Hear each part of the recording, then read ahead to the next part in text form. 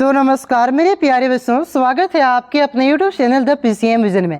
प्यारे बच्चों, आज के इस वीडियो के माध्यम से हम लोग क्लास 11 इकोनॉमिक्स जो आज आप सभी का एग्जाम हुआ है उसके आंसर की को देखने वाले हैं। तो साथ ही साथ मिलाते चलिए और लास्ट में कमेंट करके बताइए कि 40 में से आप सभी का कितना मार्क्स आ रहा है। तो चलिए शुरू करते हैं और एक एक करके सारे क्वेश्चन के आंसर को देख लेते हैं। तो देखिए बच्चों, पहला क्वेश्चन है कि निम्नलिखित में से आर्थिक क्रिया का एक उदाहरण कौन सा है। तो इसका करेक्ट आंसर होगा ऑप्शन नंबर 3, विद्यालय में पढ़ाना। उसके बाद देखिए अगला क्वेश्चन है कि सांख्यिकी के अंतर्गत किसका अध्ययन होता है। तो इसके अंतर्गत आपका इस सभी का अध्ययन होता है, इसलिए इस क्वेश्चन का करेक्ट आंसर होगा ऑप्शन नंबर 4, इनमें से सभी। उसके बाद देखिए अगला क्वेश्चन है कि अर्थशास्त्र जीवन के कारोबारों के संदर्भ में मनुष्य का अध्ययन है। यह कथन किस अर्थशास्त्री का है। तो यह कथन आपका अल्फ्रेड मार्शल का है, ऑप्शन नंबर 3 इसका करेक्ट आंसर होगा। उसके बाद देखिए अगला क्वेश्चन है कि द्वितीयक आंकड़ा का एक स्रोत है। तो ये इंटरनेट भी है और पत्रिका भी है। तो इस क्वेश्चन का करेक्ट आंसर होगा ऑप्शन नंबर 3, 1 और 2 दोनों। उसके बाद देखिए अगला क्वेश्चन है कि भारत में जनगणना का कार्य किस संस्था के द्वारा होता है। तो ये आपका भारत की जनगणना संस्था के द्वारा होता है, ऑप्शन नंबर 3 इसका करेक्ट आंसर होगा। उसके बाद देखिए अगला क्वेश्चन आपका क्या है कि सर्वप्रथम भारत में स्वतंत्र भारत में सर्वप्रथम किस वर्ष जनगणना हुई थी। तो ये आपका 1951 में हुआ था, ऑप्शन नंबर 2 इसका करेक्ट आंसर होगा। उसके बाद देखिए अगला क्वेश्चन है कि आंकड़ों का कालिक वर्गीकरण का आधार क्या होता है। तो ये समय होता है, ऑप्शन नंबर 1 इसका करेक्ट आंसर होगा। उसके बाद देखिए अगला क्वेश्चन है कि दंडा लेख किस प्रकार के चर के लिए बनाए जाते हैं। तो आपका स्वतंत्र और विविक्त दोनों चर के लिए बनाए जाते हैं, ऑप्शन नंबर 3 इसका करेक्ट आंसर होगा। अगला क्वेश्चन है कि आंकड़ा 12, 13, 8, 9, 11, 14 तथा 25 की माध्यिका क्या होगी। तो इसकी माध्यिका सॉल्व करने पर 12 आएगा, ऑप्शन नंबर 1 इसका करेक्ट आंसर होगा।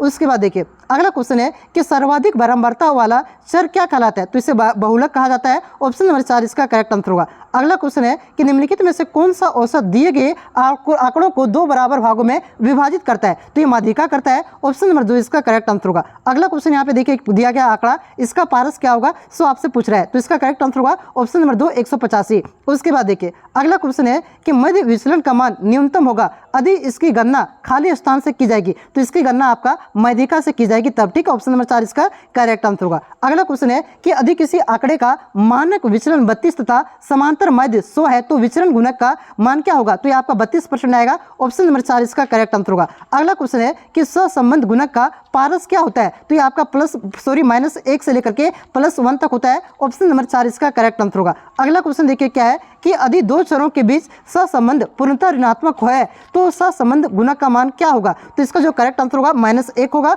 ऑप्शन नंबर 3 इसका करेक्ट आंसर होगा। उसके बाद देखिए अगला क्वेश्चन है कि कोटि सहसंबंध के विकास का श्रेय किसे जाता है। तो आपका स्पीयरमैन को जाता है, ऑप्शन नंबर 3 इसका करेक्ट आंसर होगा। अगला क्वेश्चन देखिए क्या है कि निम्न में से कौन सा सूचकांक खुदरा कीमतों में औसत परिवर्तन को मापता है। तो इसका जो करेक्ट आंसर होगा ऑप्शन नंबर 4, उपभोक्ता कीमत सूचकांक, ऑप्शन नंबर 4 इसका करेक्ट आंसर होगा। अगला क्वेश्चन देखिए क्या है कि पासे का कीमत सूचकांक में किसे भार के रूप में प्रयुक्त किया जाता है। तो इसका करेक्ट आंसर होगा वर्तमान वर्ष की मात्रा, ऑप्शन नंबर 2 इसका करेक्ट आंसर होगा। उसके बाद देखिए अगला क्वेश्चन है कि निम्नलिखित में से किस सूचकांक को निर्वाह सूचकांक के नाम से जाना जाता है। तो इसका जो करेक्ट आंसर होगा उपभोक्ता कीमत सूचकांक, ऑप्शन नंबर 2 इसका करेक्ट आंसर होगा। अगला क्वेश्चन देखिए कि बर्नियर किस देश का यात्री था। तो ये फ्रांस का यात्री था, ऑप्शन नंबर 4 इसका करेक्ट आंसर होगा। उसके बाद देखिए अगला क्वेश्चन है कि योजना आयोग का अध्यक्ष कौन होते हैं। तो ये प्रधानमंत्री होता है। पढ़ाया हुआ क्वेश्चन है, बहुत सारा क्वेश्चन पढ़ाया हुआ क्वेश्चन आया हुआ है। चलिए अगला क्वेश्चन पे आते हैं कि भारत की अंतिम पंचवर्षीय योजना कौन सी थी। तो ये 12वीं पंचवर्षीय योजना था, उसके बाद आपका पंचवर्षीय योजना को बंद कर दिया गया था,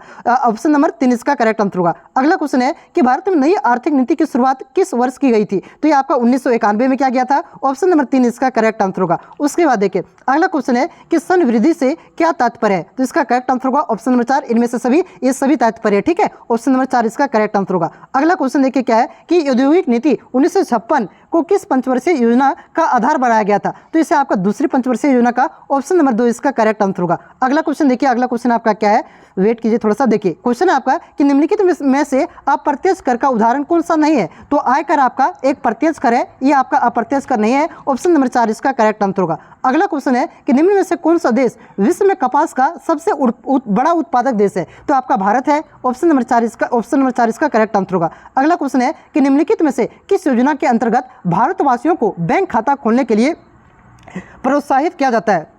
तो इसका जो करेक्ट आंसर होगा आपका प्रधानमंत्री जनधन योजना, ठीक है। ऑप्शन नंबर 4 इसका करेक्ट आंसर होगा। खातवा आप लोग खुलाए थे ना, खुलाए थे स्कूलम जी, तो यह प्रधानमंत्री जनधन योजना के तहत, ठीक है। अगला क्वेश्चन देखिए कि निम्न में से कौन सा मानव पूंजी का एक स्रोत नहीं है, तो सड़क निर्माण में निवेश, ऑप्शन नंबर 3 इसका करेक्ट आंसर होगा। अगला क्वेश्चन देखिए, अगला क्वेश्चन आपका क्या है कि निम्नलिखित में से किस देश को विश्व ज्ञान अर्थव्यवस्था के सर्वश्रेष्ठ प्रयोग करने वाला देश माना जाता है, तो आपका अमेरिका को, ऑप्शन नंबर 4 इसका करेक्ट आंसर होगा। उसके बाद देखिए अगला क्वेश्चन है कि निम्नलिखित में से निर्धनता का एक कारक कौन सा है, तो ये सभी है, ऑप्शन नंबर 4 इसका करेक्ट आंसर होगा। बेरोजगारी भी है, ऋणग्रस्तता भी है और जनसंख्या दबाव भी है, ठीक है। ऑप्शन नंबर 4 करेक्ट आंसर होगा इनमें से सभी। अगला क्वेश्चन देखिए क्या है कि तनाव किस राज्य के में महिलाओं को न्यूनतम कृषि तकनीक का परीक्षण के लिए चलाई जा रही है, तो ये आपका तनाव किस में चलाया जा रहा है, ये तमिलनाडु में, ठीक है। ऑप्शन नंबर 4 इसका करेक्ट आंसर होगा। अगला क्वेश्चन है कि निम्नलिखित में से कौन सी क्रिया बागवानी के अंतर्गत नहीं आती है, तो चावल का उत्पादन नहीं आता है, ऑप्शन नंबर 2 इसका करेक्ट आंसर होगा। अगला क्वेश्चन देखिए क्या है कि निम्नलिखित में से कौन व्यक्ति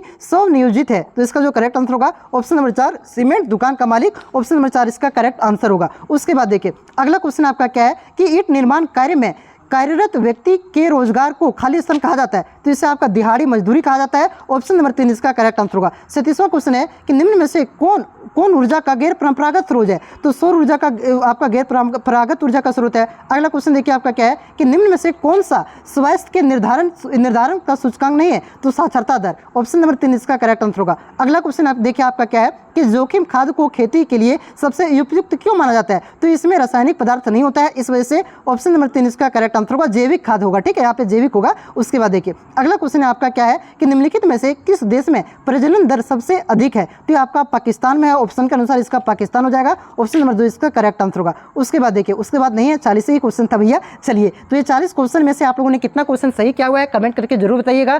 साथ ही साथ अभी जैसे आपका क्लास 11 का एग्जाम खत्म होगा और आपका क्योंकि सेशन तो शुरू हो चुका है, ज़्यादा समय नहीं बचता है, ठीक है, तो क्लास 12 की आपकी जो सिलेबस की पढ़ाई है वो शुरू कर दिया जाएगा। तो चैनल से अभी तक आप लोग सब्सक्राइब करके नहीं जुड़े हैं तो सब्सक्राइब करके जरूर जुड़िएगा। चलिए मिलते हैं नेक्स्ट वीडियो में, तब तक के लिए जय हिंद, जय भारत, जोहार झारखंड।